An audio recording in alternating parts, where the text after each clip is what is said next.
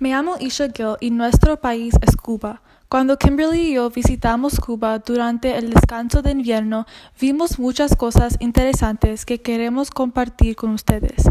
Vamos a hablar sobre la historia cubana, los asuntos cubanos, la diversidad cultural y el ocio.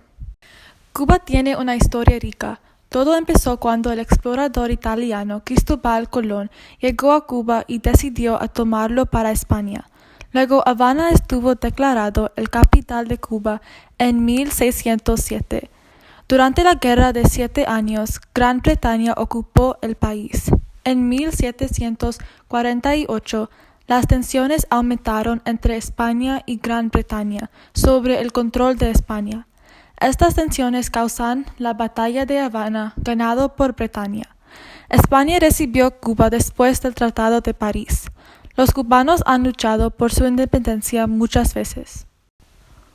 Un ejemplo de esto es cuando en 1868 la primera guerra para la independencia cubana empezó y terminó en 1898. También está conocido como la Guerra de 10 Años. Aparte de todo eso, una cosa buena es que la esclavitud por fin estuvo abolido en 1886. Después del Tratado de París, Cuba devolvió a España. Además, un accidente en el puerto de Habana era la causa de la guerra entre España y los Estados Unidos. Esta guerra resultó en Cuba ganando independencia parcial. Finalmente, la República de Cuba estaba establecida en 1902.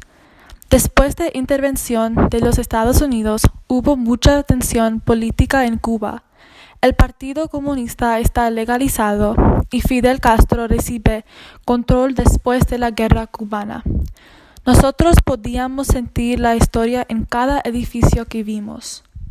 Cuba hoy tiene unos asuntos, siendo un país comunista en un mundo que está controlado por países en contra del comunismo. El gobierno cubano todavía castiga a los periodistas. Cuba no tiene una organización oficial para proteger los derechos humanos. También el gobierno controla todos los medios de comunicación completamente y no permite acceso a información extranjera. Un otro asunto en Cuba es la migración ilegal. Muchos cubanos están tratando de entrar a los Estados Unidos a través de maneras ilegales con documentos falsos, vuelos directos a Miami y muchos más. Me llamo Kimberly Wynn y yo voy a hablar sobre la diversidad cultural y el ocio en Cuba. Para empezar, Cuba tiene una diversidad cultural muy extensiva, gracias a la gran influencia de España, Francia, África y Asia. Una persona puede ver la diversidad cultural grande en Cuba simplemente por visitar el país, algo que Isha y yo recomendamos con mucho entusiasmo. Según la Oficina Nacional de Estadísticas de Cuba, 64% de la población es caucásica, 21% es mulato y 9% es negro. Desafortunadamente, el gobierno cubano ha hecho actos de discriminación.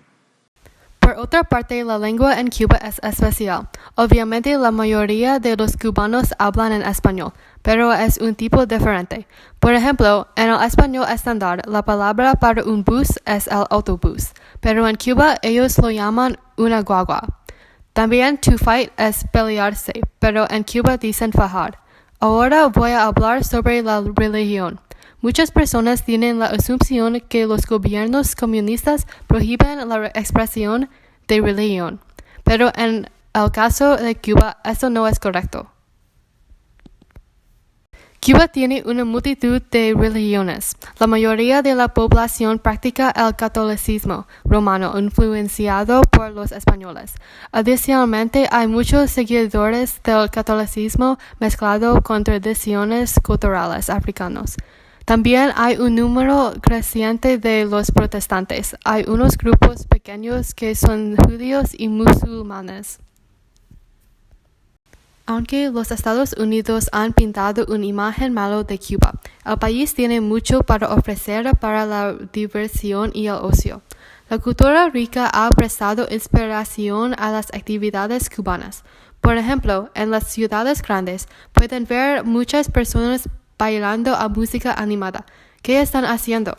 Están haciendo la salsa, una forma de bailar indígena y muy popular en Cuba. Además, el submarinismo es algo que yo recomiendo a ustedes para hacer. Es muy divertido en Cuba, donde el agua es claro y hermoso.